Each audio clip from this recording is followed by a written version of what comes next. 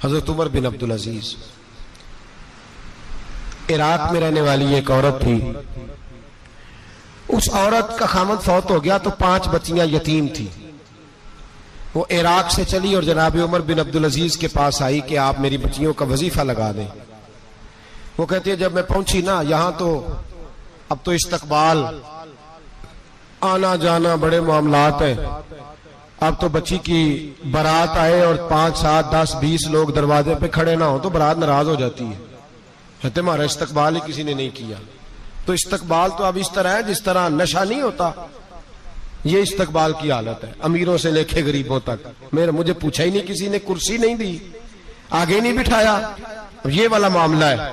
और मेरी तरह के लोग, नेक लोगों की बात नहीं करता। अब तो हम देखते हैं फुला मौलाना का इस्तकबाल हो रहा है, फुला के लिए लोग खड़े हो रहे हैं, नारे लग रहे हैं। और अब तो मैं देखता हूं ऐसे ऐसे हाथ लहराते हैं सूफी और दरवेश कहलाने वाले, जैसे सियासी लीडर लहराया करते हैं।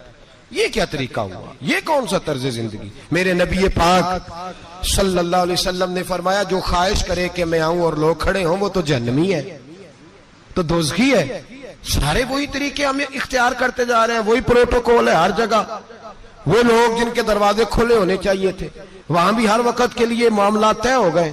याद रखें मेरे नबी पाक अलैहिस्सलातु वस्सलाम ने जो तालीमात दी, हजरत उमर बिन अब्दुल अजीज रहमतुल्लाह ताला अलैह। औरत कहती है मैं पहुंच गई, मैंने लोगों से पूछा घर कहां है, तो कहा वो जहां बोरी लटक रही है ना बाहर, टाट का पर्दा लगा हुआ है, वो हजरत उमर बिन अब्दुल अजीज का घर है। कहती है मैं दरवाजे पे दस्तक दी, तो एक औरत ने दरवाजा खोला तो मुझे बीबी जान के अंदर बुलाया। तो उनके घर के अंदर जब मैं दाखिल हुई तो बड़ा सारा सेन था, एक तानिम कुआं लगा था, एक तरफ एक बड़ा दरख्त था और एक छोटा सा बनाई हुई थी जगह बर्तन धोने के लिए। और बीबी ना बर्तनों को मिट्टी लगा के साबुन लगा के बैठी हुई थी, काम कर रही थी वो औरत। मुझे उसने दरख्त के नीचे बिठाया, पानी पिलाया। कैसे आई हो? मैंने कहा अमीरुल मोमिनीन से मिलना है। कहने लगी बैठो थोड़ी देर में आ जाते। कहती थोड़ी, मैंने समझा घर की कोई मुलाजमा है, मैं बैठ गई। थोड़ी देर गुजरी, फिर दस्तक हुई, उस बीबी ने उठ के दरवाजा खोला। तो जब वो शख्स अंदर आए तो कहने लगी बड़ी देर से बर्तनों को साबुन लगा के बैठी हूं, कहां रह गए थे? कहती है वो साहब कहने लगे बस जरा मसरूफ हो गया था, दौड़े गए, कुएं से पानी निकाला, बीबी को दिया, उसने बर्तन धोए। कहती है फिर थोड़ा सा सिरका और एक रात की रोटी वो लाई, उस शख्स ने खाई।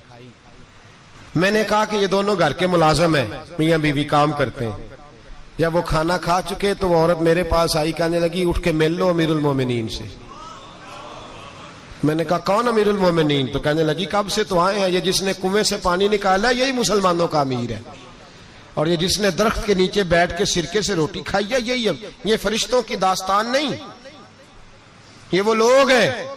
मैं रात को भी कह रहा था एक जगह पे कि ये लोग जो है ना जिनका आप रोज शिकवा करते हैं हुकूमतें बड़ी खराब हैं, ये कोई नहीं खराब, बिल्कुल खराब नहीं। जितने सियासी लीडर हैं सारे सही हैं। खराब वो लोग हैं जो इन्हें वोट दे के लीडर बनाते हैं, बिल्कुल खराब नहीं। मैं तो इनके हक में होता जा रहा हूं। नाराज हो गए ना आप लोग? अल्लाह करे तुसी हो जाओ तो अगले इलेक्शन च सियाने भी हो जाओ, आमीन तो कह दे। मैंने कोई मशवरा नहीं देना इसलिए कि मेरी नजर में कोई ऐसा शख्स नहीं जिसके लिए मैं आपसे कह सकूं कि वोट दें। और हम तो ऐसी बात करें तो कई लोग नाराज होकर चले जाते हैं, लेकिन कोई परवाह नहीं, इसलिए कि ये दीन मेरे नबी पाक का दीन सिर्फ मस्जिद का दीन नहीं। इंशाअल्लाह आइंदा जुम्मे नजरिया पाकिस्तान बयान करूंगा और बताऊंगा कि पाकिस्तान का मतलब क्या, ला इलाहा इल्लल्लाह मुहम्मदुर रसूलुल्लाह सल्लल्लाहु अलैहि वसल्लम। हुजूर का जो कुरान नाफज होगा मस्जिद में, वो कुरान कचहरी में भी नाफज होगा इंशाअल्लाह। और वो कुरान नाफज होने आया है, असेंबलियों में वही कुरान नाफज होगा इंशाअल्लाह। और यही चिराग जलेगा तो रोशनी होगी। बयान करेंगे और डट के बयान करेंगे, आपको बताएंगे। बात जो बात समझा रहा हूं फिल वक्त वो समझे, मुजरम वो नहीं जो बड़ा बन के लूटता है, मुजरम वो है जो उसको सपोर्ट करता है, जिसने उसे बड़ा बनाया है। ये याद रख लें, हमारी कोई बचत नहीं होगी, हमसे पूछा जाएगा।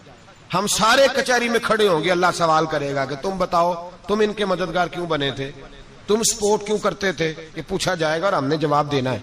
बहरहाल आम दाम पर सरे मतलब जनाब उमर बिन अब्दुल अजीज रहमतुल्लाह अलैह के वो बीबी गई तो कहने लगी कि ये अमीरुल मोमिनीन ने कहा, वो उठ के हाजिर हुई, कहा हुजूर मैं इराक से आई हूं, मेरा खामन फौत हो गया, मेरी 5 बेटियां हैं, वजीफा लगा दे।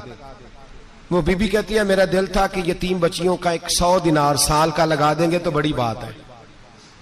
कहती है जब मैं उनके पास गई तो हजरत उमर बिन अब्दुल अजीज को बताया तो वो रोने लग गए और मुझसे माफियां मांगने लगे। मैंने कहा हुजूर आप क्यों माफी मांगते हैं? तो कहने लगे इसलिए माफी मांग रहा हूं कि तू मेरी रियाया में थी और तेरी 5 बच्चियां यतीम थी, तुझे खुद चल के आना पड़ा है। मेरा काम था तेरी खबर लेता, माफ कर दे अल्लाह की रिजा के लिए। उन्होंने वजीफा लिखना शुरू किया तो मेरी एक बच्ची का 1000 दिनार साल का लिखा। मैंने कहा अल्लाह तेरा शुक्र है। फिर दूसरी बच्ची का 1000 लिखा तो मैंने कहा अल्लाह तेरा शुक्र है। तीसरी का 1000, चौथी मैंने कहा शुक्र है। जब चौथी का लिखा तो मैंने कहा अल्लाह आपका इकबाल बुलंद करे, अल्लाह आपको हमेशा इसी तरह फलता फूलता रखे। कहते हैं जनाब उमर बिन अब्दुल अजीज ने कलम रख दिया, फरमाने लगे मैं 5वीं का वजीफा नहीं लिखूंगा, 4 बहनों से कहना बांट के इसे भी दे दे। कहा हुजूर क्यों? आप फरमाने लगे जब तक तू अल्लाह का शुक्र अदा कर रही थी मैं भी रब से जुड़ा हुआ था और अल्लाह से डर के लिख रहा था। अब तूने मेरी तारीफ की है, अब मेरी जात आ गई है, अब मैं अगर ये वजीफा लिखूंगा तो इससे अल्लाह राजी नहीं होगा, इससे मेरे नफ्स में रिया पैदा होगी। अब मैं 5वीं का नहीं लिखूंगा, जा और जाके इराक के गवर्नर को दे। बीबी कहती है मैं घोड़े पे बैठी और मैं चंद दिनों के बाद इराक पहुंची। जब सवेरे आके मैंने वाली इराक को रुका दिया तो वो चीख मार के रोया। मैंने कहा क्या हुआ? तो कहने लगा बीबी आज रात को हजरत उमर बिन अब्दुल अजीज का इंतकाल हो गया, फौत हो गए, तो इंतकाल कर गए। कहती मैं भी तड़प के रोई। मैंने कहा मेरी यतीम बच्चियों का क्या बनेगा? तो वो गवर्नर कहने लगा तेरे वजीफे जारी रहेंगे, तुझे मिलते रहेंगे। तो कहने लगी कैसे? कहने लगा मैं अगर तो गवर्नर रहा तो तेरा वजीफा जारी रहेगा और अगर गवर्नरी से उतर भी गया तो मैं जाती तौर पे मालदार हूं, फिर भी तेरी बच्चियों के माहाना पैसे पहुंचते रहेंगे। मैंने कहा तू क्यों देगा? कहती वो रो पड़ा। कहने लगा अगर अमीर हजरत उमर बिन अब्दुल अजीज जैसे हो तो फिर अल्लाह गवर्नरों के दिलों में भी रहम डाल दिया करता है, फिर मेरे जैसे लोगों को भी वो बदल देता है। हजरत उमर बिन अब्दुल अजीज घर आए, 3 बेटियां थी। एक को आवाज दी, वो आई तो उसने मुंह पे हाथ रखा है। दूसरी को आवाज दी, वो आई तो मुंह पे हाथ रखा है। तीसरी को आवाज दी तो मुंह पे हाथ रखा है। आपने अपनी बीवी से कहा कि ये बच्चियां मुंह पे हाथ क्यों तीनों ने रखा हुआ, क्या बात है?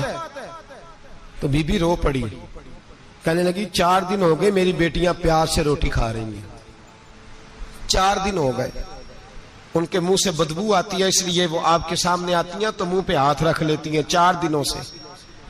बीबी रो रही है, हजरत उमर जलाल में आ गए। आप फरमाने लगे तू ये रो रही है, तू रोई है, तूने मेरे घर में रह के अल्लाह की नाशुक्री की है, तू शुक्र अदा नहीं करती कि 3 वक्त प्याज और रोटी तुझे घर की 4 दीवारी के अंदर मिल जाता? रो रही है और मैं आ मेरे साथ बाहर निकल, तुझे वो लोग दिखाऊं जो झोपड़ियों में रहते हैं और मांग के खाते हैं, आ तुझे दिखाऊं।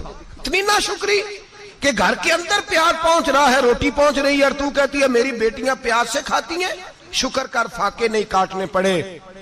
फिर अगले लफ्ज कहे तो रो पड़े। फरमाने लगे मैंने तो मुस्तफा के वो हालात भी सुने हैं जिसमें कई दिन बीबी फातिमा ने फाके किए, तू घर के अंदर प्याज पहुंच रहा है, तू अभी भी। सादगी, आजिज़ी और कनात नेमत थी इन लोगों की। हमारे यहाँ रोज शिकवा है, किस बात का? गाड़ी कोई नहीं। रोज रोना है, किस बात का? बंगला कोई नहीं। रोज रोना है, किस बात का? बैंक बैलेंस कोई नहीं। 10 जोड़े क्यों नहीं ईद पे आए? और ये सिर्फ औरतों का मसला नहीं, हमारे अंदर भी ये बात बदरजे औला। हम रोज अपने आप को मिस्कीन कहते हैं, गरीब कहते हैं, लाचार कहते हैं, मजबूर कहते हैं। कभी देखो जो झोंपड़ियों में रहते हैं, कभी पलट के देखो लोगों की तरफ जो पैदा हुए तो आंखें कोई नहीं थी, हाथ कोई नहीं थे, पैर कोई नहीं थे। वो देखो जो पैदा हुए तो सर पे बाप का साया कोई नहीं था। कैसे कैसे लोग वक्त गुजार रहे। हम रोज आके कहते हैं कारोबार ठंडा हो गया, हालात बड़े खराब हो गए, हम बड़े मजबूर। क्या हो गया साहब? अल्लाह के दिन है, सारे अल्लाह के दिन है। वसल अच्छा है ना फिराक अच्छा है, यार जिस हाल में रखे वही हाल अच्छा है।